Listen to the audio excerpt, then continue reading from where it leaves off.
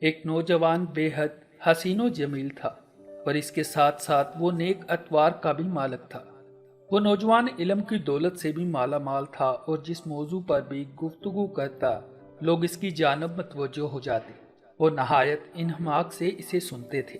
اس کے فیصلوں کی قدر کی جاتی تھی اور وہ ایسا روشن چراغ تھا جس کے سامنے کسی دوسرے چراغ کی روشنی مانند تھی۔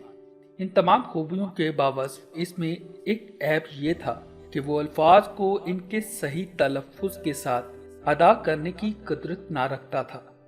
ایک روز ایک بزرگ کی محفل میں اس نوجوان کا ذکر ہوا تو میں نے اس نوجوان کی اس کمزوری کا ذکر کیا اور پھر اپنی رائے دیتے ہوئے کہا کہ میرے نزدیک اس کی گفتگو میں یہ نقص اس لیے ہے کہ اس کے سامنے کے دانت صحیح نہیں ہیں۔ میری بات سننے کے بعد وہ بزرگ ناراض ہوتے ہوئے بولے کہ مجھے حیرانگی ہوتی ہے کہ اتنی خوبیوں دیکھنے کے بعد بھی تم اس نوجوان کے ایک معمولی عیب پر نظر رکھے ہوئے ہو۔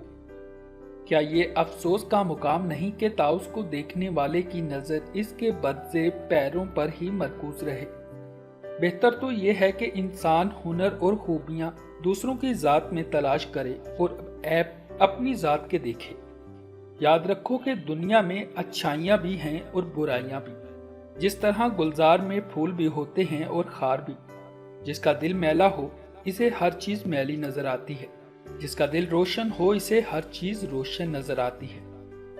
حضرت شیخ سعدی رحمت اللہ علیہ اس حقائق میں بیان کرتے ہیں کہ بے عیب ذات صرف اللہ عز و جل ہی کی ہے، بس دوسروں کی ذات میں عیب تلاش کرنے سے بہتر ہے کہ اپنی ذات میں موجود عیبوں پر نگاہ دوڑائی جائے اور ان کو دور کرنے کی کوشش کی جائے اور دوسروں کے اندر موجود اچھی باتوں کو اپنے اندر پیدا کرنے کی کوشش کی جائے۔